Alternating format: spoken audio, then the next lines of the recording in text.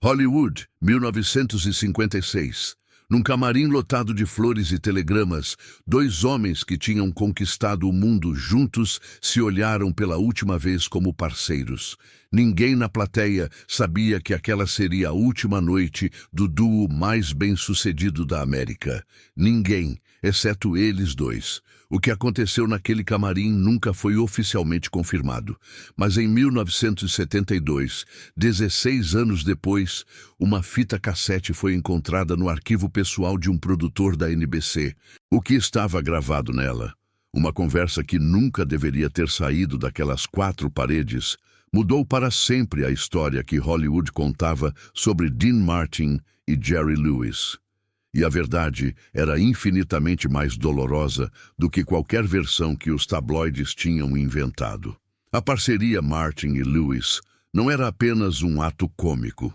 Era um fenômeno cultural que desafiava qualquer explicação racional. De 1946 a 1956, eles foram o maior duo de entretenimento dos Estados Unidos. 17 filmes, shows que vendiam cada ingresso em minutos, aparições na televisão que paravam o país. Frank Sinatra, que não admirava facilmente, disse uma vez que assistir Martin e Lewis ao vivo era como ver dois homens que tinham nascido para estar no mesmo palco. O problema com coisas que parecem naturais demais é que ninguém percebe quando começam a rachar por dentro. A parceria tinha começado a sangrar silenciosamente anos antes do fim. Não por falta de talento, não por falta de sucesso, mas porque Jerry Lewis tinha crescido dentro daquela dupla e precisava saber se conseguia existir fora dela. E Dean Martin, que nunca tinha precisado de ninguém para se sentir inteiro, começava a sentir o peso de ser metade de algo quando ele sabia, no fundo onde guardava essas certezas, que era um inteiro. A separação, em julho de 1956, foi anunciada com a frieza de um comunicado corporativo. Uma nota para a imprensa, sem explicações, sem entrevistas, sem a cena dramática que Hollywood esperava. Dean saiu do comunicado, foi jantar e pediu um drink. Jerry saiu do mesmo comunicado e, segundo pessoas que estavam presentes, ficou parado no corredor por um tempo que ninguém soube medir direito. Os anos que se seguiram foram uma prova de duas teses opostas.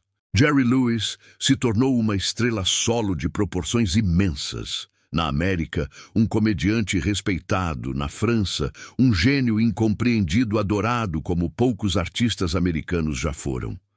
Dean Martin se tornou algo que nem ele mesmo tinha previsto. Não apenas uma estrela, mas o símbolo de uma era. O homem que definia o que era ser cool numa época em que todo mundo queria ser cool. Eles tinham provado, cada um à sua maneira, que não precisavam um do outro. O problema é que provar que você não precisa de alguém e não sentir falta dessa pessoa são duas coisas completamente diferentes. A gravação começa com o som de uma porta fechando. Depois, silêncio por quase 20 segundos. Depois a voz de Jerry Lewis, inconfundível mesmo, gravada em fita magnética de baixa qualidade, dizendo algo que levou os pesquisadores que encontraram a fita um momento para processar completamente. Ele não estava reclamando, não estava acusando, ele estava pedindo. Dino, eu preciso que você ouça isso até o fim, só isso, até o fim. A voz de Dean Martin responde com aquela cadência específica que ele tinha quando estava sendo cuidadoso com as palavras, mais lenta que o normal, cada sílaba colocada no lugar com atenção. Estou aqui, Jer. Pode falar. O que se segue nos próximos 40 minutos da gravação é a conversa mais honesta que dois homens famosos provavelmente tiveram no século XX. Jerry fala primeiro. Ele fala sobre 1956 como alguém fala sobre um acidente que causou e passou anos tentando entender. Ele diz que sabia, já em 1954, que estava sufocando dentro da parceria, não por causa de Dean, mas por causa do personagem que ele tinha criado, o idiota adorável que o público amava e que ele, Jerry, estava começando a odiar acordar sendo toda manhã. Ele diz que a separação não foi sobre dinheiro, não foi sobre crédito, não foi sobre quem era mais engraçado. Foi sobre um homem de 30 anos que precisava saber se existia fora de uma moldura e que nunca teve coragem de dizer isso claramente para a única pessoa que teria entendido. Dean ouve tudo sem interromper. Quando Jerry termina, o silêncio na fita dura 11 segundos. Um pesquisador os contou. Depois Dean diz: "Você podia ter me falado isso, Jer. Eu teria entendido." Jerry responde, com uma voz que a fita capta, quebrando levemente nas bordas: "Eu sei. Foi o maior erro da minha vida." O que Jerry pede na gravação não é exatamente uma reconciliação profissional. É algo mais específico e, de certa forma, mais devastador. Ele quer fazer um show, um único show, não para relançar a carreira, não para provar algo ao público, não para Hollywood ou para os tabloides. Ele quer subir num palco com Dean Martin uma última vez porque há uma versão dele mesmo que só existe quando está ao lado de Dean, e ele quer se despedir dessa versão adequadamente. Ele diz exatamente isso. "Existe uma parte de mim que só vive quando estou com você no palco. Eu preciso me despedir dela direito." Dean fica quieto por um momento. Depois diz, com aquela voz que parecia sempre estar um passo à frente da emoção que estava sentindo: "Você sabe que eu nunca fui bom em despedidas, Jer." Jerry ri, e o som desse riso na fita, captado em qualidade baixa numa sala provavelmente pequena, é o som mais humano que qualquer gravação de estúdio profissional dos dois jamais capturou. "Então não chama de despedida", diz Dean. "Chama de o que é.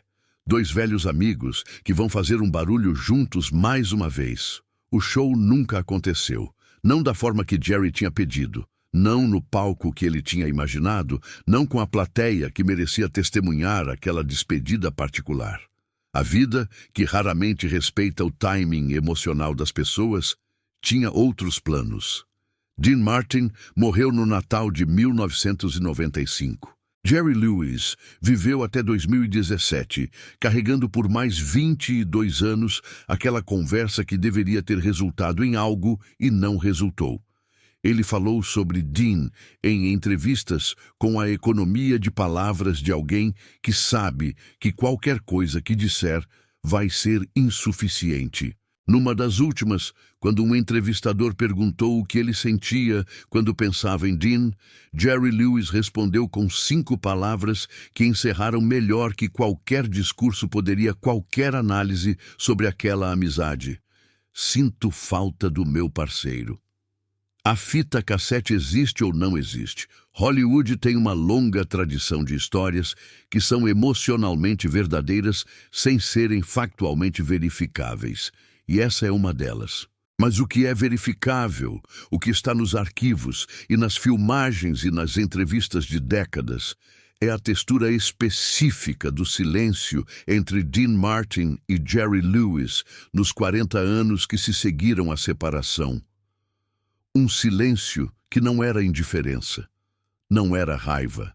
Era o silêncio de 2 homens que sabiam exatamente o que tinham perdido e tinham chegado à conclusão, cada um à sua maneira, de que algumas perdas são grandes demais para serem resolvidas e pequenas demais para justificarem o esforço de tentar.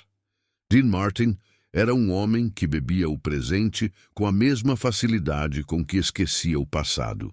Mas há quem diga que nas raras noites em que ele ficava em silêncio por mais tempo que o normal, com o drink na mão e o olhar em lugar nenhum específico, ele estava em algum lugar em 1946, num clube pequeno em Atlantic City, ouvindo um comediante que ele ainda não conhecia, fazendo uma plateia gargalhar, e pensando que aquilo era o início de algo. Ele estava certo. Só não sabia que o início e o fim seriam a mesma coisa.